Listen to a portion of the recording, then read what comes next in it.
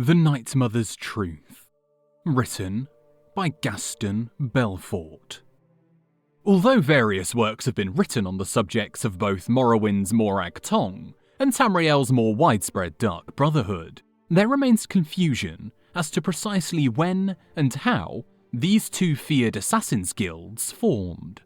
Or, more specifically, when and how the Dark Brotherhood split from the Morag Tong, as the former is widely accepted to have sprung from the latter.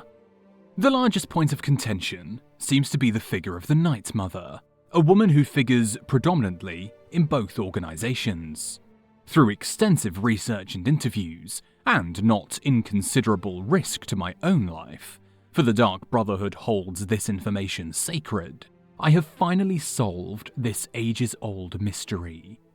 I have finally uncovered the Night Mother's truth.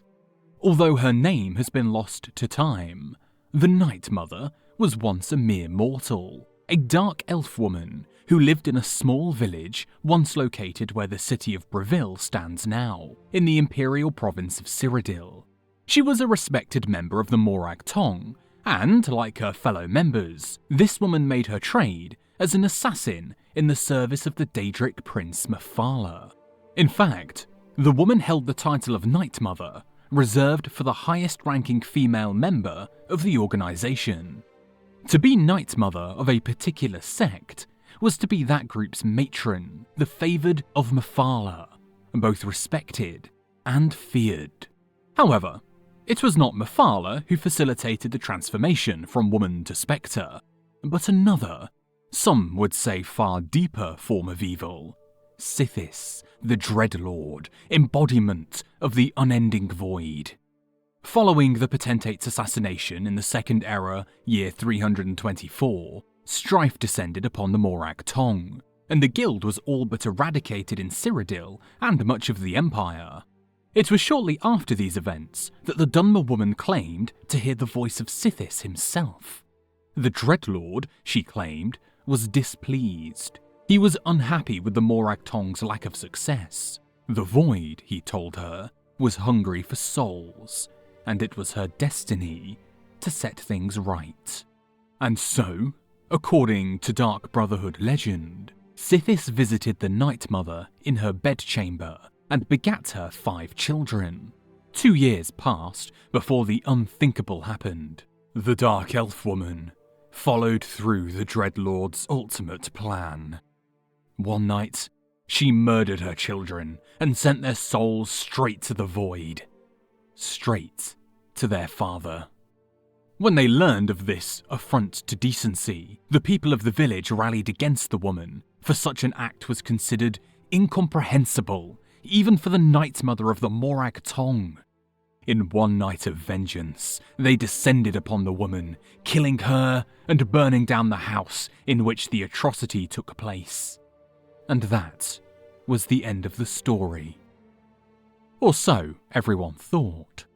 A little more than 30 years later, an unarmed man heard a strange, comforting voice inside his head, just as the Dunmer woman claimed to hear the voice of Sithis inside hers. The voice identified herself as the Night Mother, and named the man Listener, the first of many. And so, the unholy matron set her servant on his path. He would found a new organisation, a guild of assassins known as the Dark Brotherhood, in service not to Mephala, but to the Dreadlord Sithis. The Morag Tong, now surviving only in Morrowind, was an artifact of a forgotten age. The Dark Brotherhood would marry business with death. The organisation would grow in wealth and power, and the void would swell with fresh souls. It was, the Night Mother told her listener, the perfect arrangement. In the early days of the Dark Brotherhood, the bodies of the Night Mother and her children were recovered from their original burial site and interred in a crypt beneath the site of her house, and there they remain, even today. So, if, in your travels, you find yourself in the city of Breville and make a wish at the statue of the lucky old lady, as is the local custom, know that you stand on sacred, if evil, ground. For you stand above the Night Mother, the unholy matron herself, and your luck has just run out.